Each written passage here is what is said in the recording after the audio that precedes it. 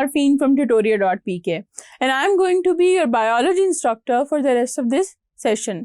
और इस सेशन में हम आपकी बुक की जो एक्सरसाइज है उसमें मौजूद MCQs, शॉर्ट क्वेश्चंस और एक्सटेंसिव क्वेश्चंस से डील करेंगे. But for now let's begin with the first MCQ. The cell transmit impulses from the, and the options are A. effector organ to the spinal cord, B. receptor organ to the effector organ, C. receptor cells to the spinal cord, and D. spinal cord to the effector organ.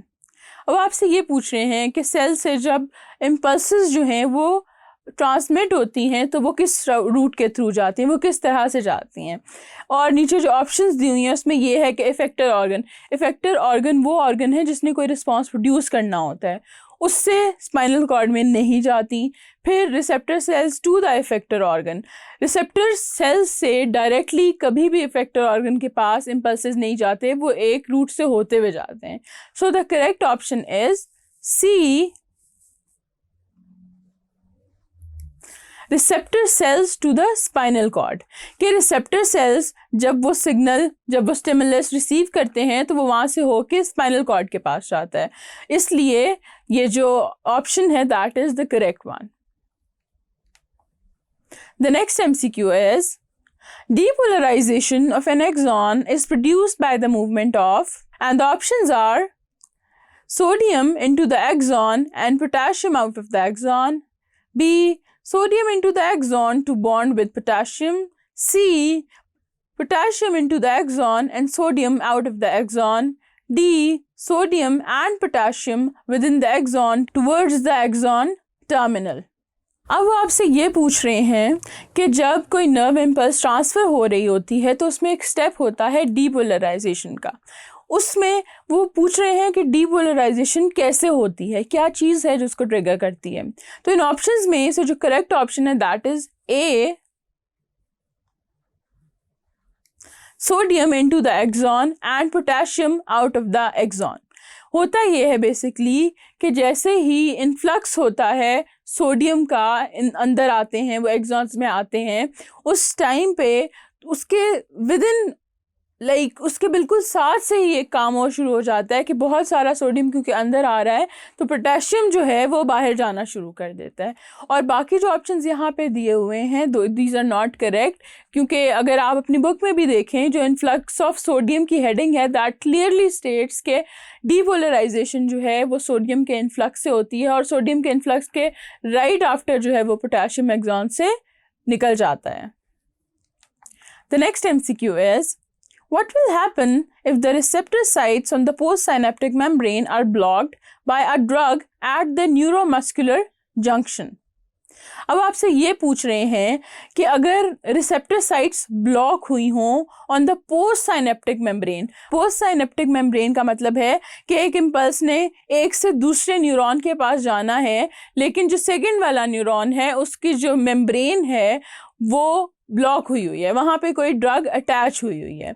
और ये जो हम nerve की बात करें ये कहाँ हो रही है, ये न्यूरोमस्कुलर जंक्शन है, यानी उसका ताल्लुक आपके मसल से है. तो उसमें क्या होगा, उन्होंने जो ऑप्शंस दी हुई हैं वो लिखा हुआ है inhibition of acetylcholine, B inhibition of cholinesterase, C muscle contraction and D muscle paralysis. अब जब एक नर्व इम्पल्स जो है वो रुक गई, वो आगे मूव नहीं कर सकी, आपका न्यूरोमस्कुलर जंक्शन जो है वो ब्रेक हो गया, दैट मीन्स कि आपके मसल्स मूव नहीं कर पाएंगे and there will be muscle paralysis. That is why D,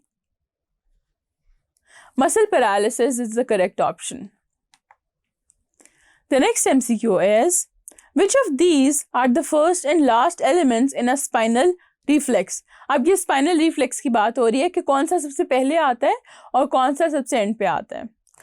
and the options are A axon and dendrite, B sense organ and multiple effector, B sense organ and muscle effector, C ventral horn and dorsal horn, D motor neuron और sensory neuron. अब इनमें से जो option correct है that is B sense organ and muscle effector.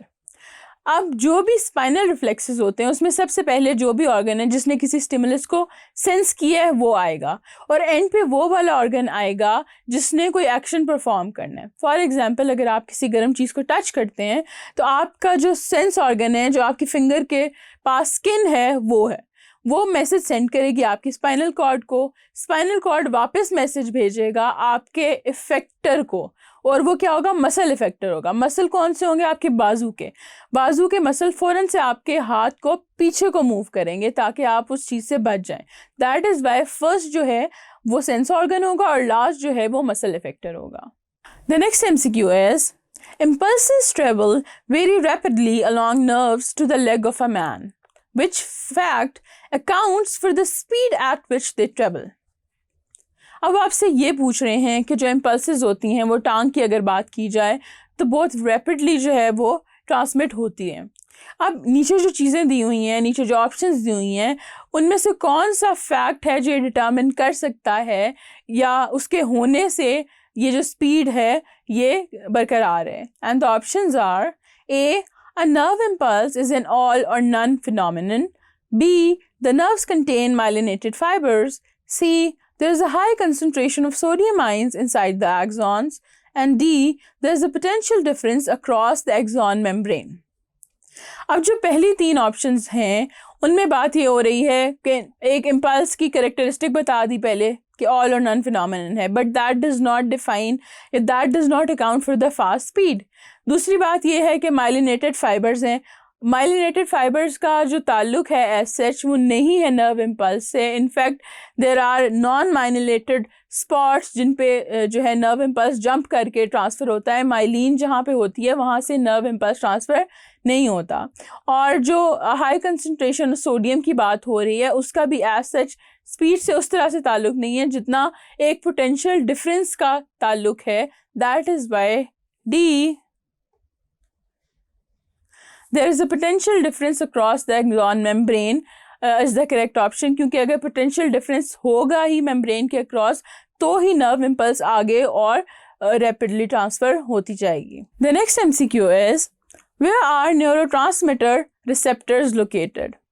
अब वो location पूछ रहे हैं कि neurotransmitter receptors कहाँ पे होते हैं।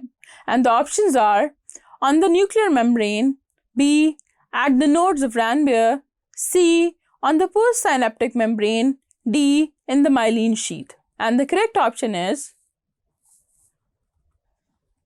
C, on the postsynaptic membrane. जब न्यूरोट्रांसमीटर्स जो हैं वो रिलीज होते हैं तो जाहिर बात है उनके रिसेप्टर्स जो हैं वो पोस्ट साइनेप्टिक मेम्ब्रेन के ऊपर होंगे कि साइनेप्स से रिलीज हो रहे हैं और वो जाएंगे कहाँ पे, पोस्ट साइनेप्टिक मेम्ब्रेन के पास। तो पोस्ट साइनेप्टिक मेम्ब्रेन पे न्यूरोट्रांसमीटर्स के जो रिसेप्टर्स हैं उनका होना ज़रूरी है ताकि इन न्यूरोट्रांसमीटर की बाइंडिंग हो सके। That is why this one is the correct option. अब यहाँ तक हमने आपके MCQs जो हैं उनसे डील कर लिया है। नेक्स्ट सेक्शन में अब हम आपके शॉर्ट क्वेश्चंस देखेंगे।